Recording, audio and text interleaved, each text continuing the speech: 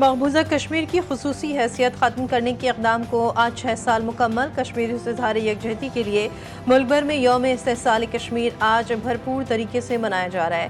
صبح 10 بجے 1 منٹ کی خاموشی اختیار کی جائے گی۔ 5 اگست 2019 کو مودی سرکار نے آئین میں ترمیم کرکے آرٹیکل 370 اور 35A کو ختم کیا، جس سے کشمیر کی خود مختاری چھین لی گئی۔ بھارت نے نہ صرف عالمی قوانین کی دھجیاں بکھیری بلکہ اپنے آئین کی بھی پامالی کی۔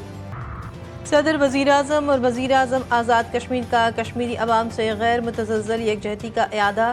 صدر آصف زرداری نے اپنے پیغام میں کہا، بھارت نے مقبوضہ جموں کشمیر کی خصوصی حیثیت ختم کرکے آبادیاتی ساخت اور سیاسی نقشے کو تبدیل کرنے کی سازش کی۔ وزیر اعظم شہباز شریف نے بھارت کے 5 اگست کے اقدامات کو اقوام متحدہ کی قراردادوں اور بین الاقوامی قوانین کی کھلی خلاف ورزی قرار دیا۔ کشمیری عوام کی سیاسی، سفارتی اور اخلاقی حمایت جاری رکھنے کا عزم۔ وزیر اعظم آزاد کشمیر چودھری انوار الحق کہتے ہیں، کشمیری عوام بھارت کے غاصبانہ اقدام کو کبھی قبول نہیں کریں گے۔ افواج پاکستان کشمیریوں کی جدوجہد آزادی میں ہر محاذ پر ان کے ساتھ۔ مقبوضہ کشمیر میں بھارتی قبضہ غیر قانونی اور انسانی المیوں کو بڑھا رہا ہے۔ یوم استحصال کشمیر پر مسلح افواج کا کشمیری عوام سے غیر متزلزل یکجہتی کا اظہار۔ ISPR کی جانب سے جاری اعلامیے میں کہا گیا کہ بھارت کا جابرانہ رویہ، جنگجو یانہ بیان یا اشتعال انگیز اقدامات جنوبی ایشیا میں پائیدار امن کے حصول میں بڑی رکاوٹ ہے۔ جموں کشمیر کے تنازع کا منصفانہ اور پرامن حل کشمیری عوام کی خواہشات اور اقوام متحدہ کی قراردادوں کے مطابق خطے میں دیر پا امن کے لیے ناگزیر ہے۔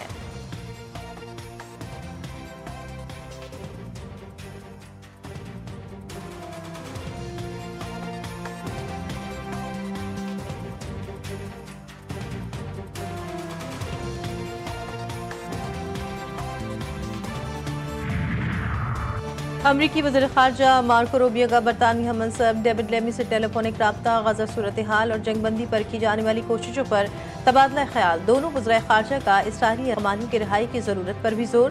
دونوں رہنما نے یوکرین روس جنگ کے خاتمے کو ضروری قرار دیا۔ PTI کا ممکنہ احتجاج راولپنڈی میں 7 روز کے لیے دفعہ 144 نافذ۔ ڈپٹی کمشنر نے نوٹیفیکیشن جاری کر دیا۔ شہر میں اجتماعات، ریلیوں، دھرنوں، جلسے جلوس پر پابندی رہے گی۔ مختلف چوراہوں پر 2500 پولیس اہلکار تعینات کرنے کا فیصلہ۔ احتجاج کی صورت میں ریڈ زون اور مہلکہ ریڈ زون کو سیل کیا جائے گا۔ PTI کے F9 پارک میں جلسے کی درخواست بھی مسترد۔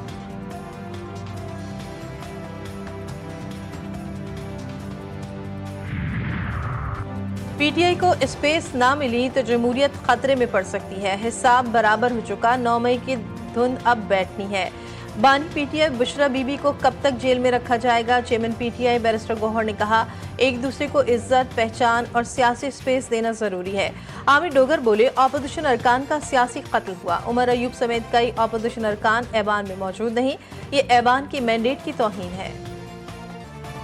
غزہ میں بارود کی بارش تھمی نہ بھوک کا ہتھیار۔ بھوکے پیاسے مزید 6 فلسطینی دم توڑ گئے، 2 بچے شامل، مجموعی تعداد 93 بچوں سمیت 175 ہو گئی۔ امدادی مراکز اور رہائشی مقامات پر وحشیانہ حملے۔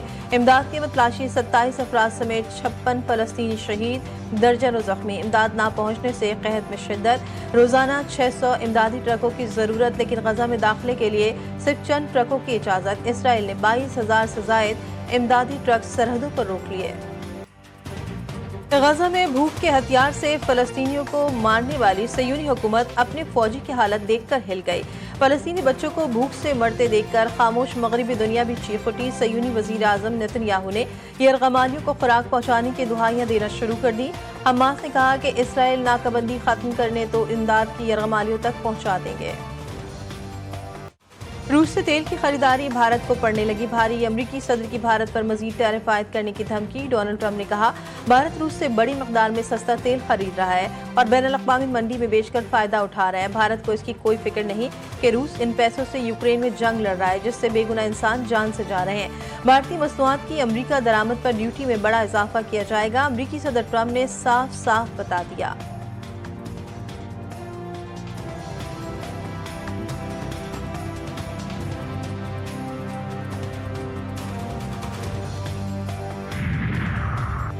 ٹرمپ کا بھارت پر ٹیرف میں اضافے کا اعلان۔ بھارتی میڈیا پریشان۔ گودی میڈیا کے اینکرز نے امریکی صدر کے فیصلے کو بھارت پر دباؤ بڑھانے کا حربہ قرار دے دیا۔ کہا، ٹرمپ بھارت کے خلاف دباؤ میں مسلسل اضافہ کر رہے ہیں۔ ہر گزرتے دن کے ساتھ امریکی صدر ٹیرف کو بطور ہتھیار بھارت کے خلاف استعمال کر رہے ہیں۔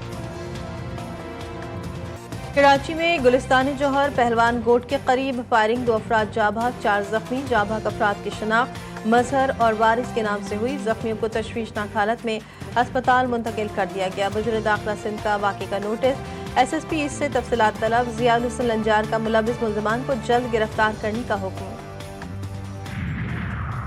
ملک ریاض کی جائیدادوں کی نیلامی کے لیے تاریخ مقرر۔ پراپرٹیز کی نیلامی 7 اگست کو نیب راولپنڈی آفس میں ہوگی۔ بحریہ ٹاؤن کارپوریٹ آفس 2، بحریہ ٹاؤن فیز 2 راولپنڈی کی نیلامی ایرینا سینما کو نیلام کیا جائے گا۔ قومی احتساب بیورو کے مطابق بحریہ town international academy, safari club, safari villas بھی نیلامی ہوگی۔ اپوزیشن اتحاد تحریک تحفظ آئین پاکستان کا شوگر انڈسٹری میں غیر قانونی پالیسیوں اور اقدامات پر کڑے احتساب کا مطالبہ۔ چیف جسٹس کو خط لکھ دیا۔ خط میں کہا جنوری سے چینی کی قیمت تشویشناک حد تک 200 روپے فی کلو دیکھ رہے ہیں۔ حکومت میں موجود چند خاندانوں کا بالواسطہ شوگر انڈسٹری سے تعلق ہے۔ یہ مفادات کے ٹکراؤ اور حکومت میں ہو کر اپنے ذاتی کاروباروں کو فائدہ دینے کی بدترین مثال ہے۔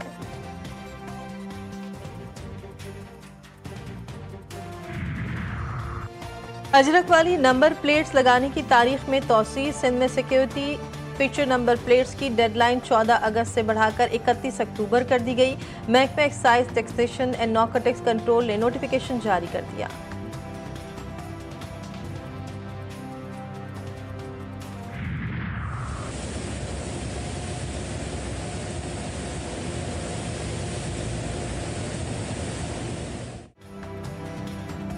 گلگت بلتستان میں سیلاب میں بہہ جانے والے سیاحوں کی تلاش کے لیے آپریشن ختم۔ ملبے سے تمام گاڑیاں نکال لی گئیں۔ لاپتہ افراد کا سراغ نہ مل سکا۔ سیلابی ریلے میں لاپتہ افراد کے بچنے کی امیدیں دم توڑ گئیں۔ لاپتہ افراد کی غائبانہ نماز جنازہ ادا کر دی گئی۔ گلگت بلتستان اور خیبر پختونخوا میں آئندہ ہفتے طوفانی بارشوں کا امکان۔ محکمہ موسمیات نے خطرے کی گھنٹی بجا دی۔ ہنگامی الرٹ جاری کر دیا۔ برفانی جھیلیں پھٹنے، اچانک سیلاب اور لینڈ سلائڈنگ کا خطرہ۔